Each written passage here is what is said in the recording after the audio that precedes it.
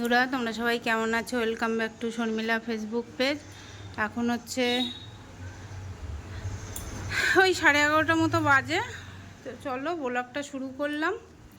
আর এই যে আমি শরীরটা একটু খারাপ, একটু না ভালোই খারাপ লাগছে, জানি না কেন এরকম লাগছে।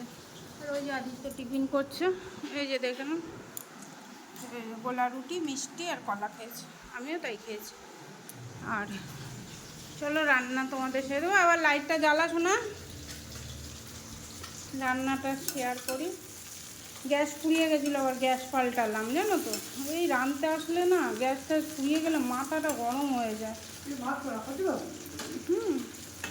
তো এই যে চিংড়ি মাছ আর কাটা মাছ একসাথেই হচ্ছে পটল দিয়ে আলু দিয়ে রান্না হবে। তো পটল আলু বানিয়ে নিয়েছি, এখন মশলা বানাবো। কাঁচা লঙ্কা, একটু পেঁয়াজ দেবো, একটু দই দেবো, টমেটো দেবো, এইসব দিয়ে একটু একসাথে রেঁধে রাখবো। আর চলো, খাবারটা তো ভালোই খেয়েছি সকালে, চলো তোমাদের দেখাচ্ছি। দাঁড়াও, এই যে দেখো ফ্রিজ ভর্তি ভাত, খাবার।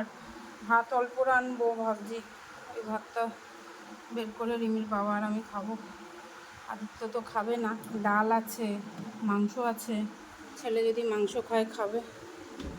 আর এই যে একটা গানের জিনিস কিনলো, 6,000 টাকা দাম, জানো, 2 টাকা কম।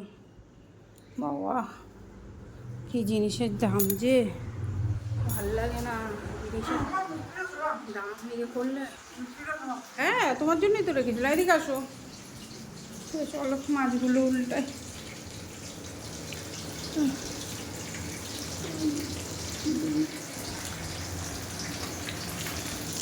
শরীর কালকে তো ভীষণ খারাপ ছিল, কালকে শরীর। কালকে হচ্ছে গ্যাস হয়ে গেছিলো, গ্যাস মাথায় উঠে গেছিলো। কালকে বমি পাচ্ছে, বমি হচ্ছে না, ওদিকে কী যে করবো কালকে কিছু বুঝতে পারছিলাম না। ঠান্ডা খেয়েছি, ঠান্ডা আটকে গেছিলো বুকে, শ্বাস নিতে পারছিলাম না, মানে এমন হচ্ছিল। কালকে থাইরয়েডের ওষুধটা খাইনি, গ্যাসের ওষুধ খেয়েছি খালি। দেখেন কিসের জন্য কী হলো। যাই হোক, এখন বয়স হচ্ছে, এখন নানান রকম শরীর খারাপ তো হবেই। আর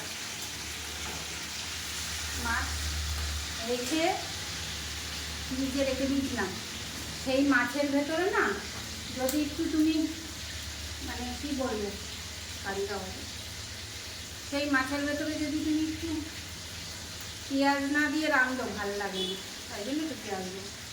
তো চলো আজকের মতো শেয়ার করে দিলাম, আর যদি খাওয়ার সময় কিছু শেয়ার করি।